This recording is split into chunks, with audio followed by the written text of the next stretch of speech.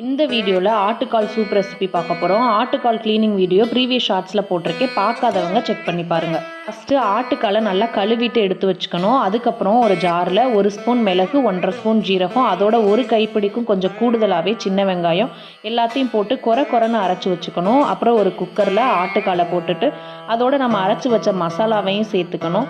இதோட 3 பச்சை மிளகாயை கீறி போட்டுட்டு 1 ஸ்பூன் மஞ்சத்தூள் சேர்த்துக்கணும். அதோட 2 ஸ்பூன் அளவுக்கு இஞ்சி பூண்டு விழுது சேர்த்து ஒரே ஒரு தக்காளி பழத்தை நறுக்கி சேர்த்துக்கணும். கொஞ்சமாக கொத்தமல்லி தழை சேர்த்துட்டு ஒரு 2 செம்பு அளவுக்கு தாராளமாகவே தண்ணி சேர்த்துக்கணும்.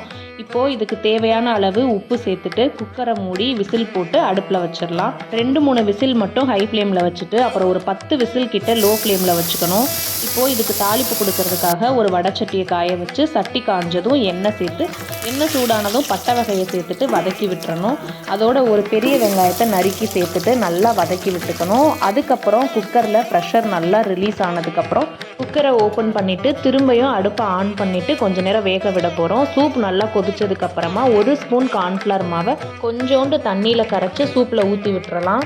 அதுக்கப்புறம் நம்ம தாளிப்பு ரெடி பண்ணி வச்சுருந்தோம் இல்லையா, அதை இந்த சூப்பில் கொட்டிட்டு நல்லா ஒரு தடவை கலந்து விட்டுட்டு ஒரு கொதி வந்ததும் அடுப்பை ஆஃப் பண்ணிடலாம். கடைசியாக கொத்தமல்லி தூளை தூவி இறக்கிடலாம். புதினா கூட சேர்த்துக்கலாம். இந்த டைமில் சர்வ் பண்ணும்போது மிளகுத்தூள் தூவி விட்டு சர்வ் பண்ணுங்கள். அருமையான சுவையோடு இருக்கும். இந்த வீடியோ பிடிச்சிருந்தா வீடியோக்கு ஒரு லைக் போட்டு அப்படியே என்னுடைய சேனலை சப்ஸ்கிரைபும் பண்ணி வச்சுக்கோங்க.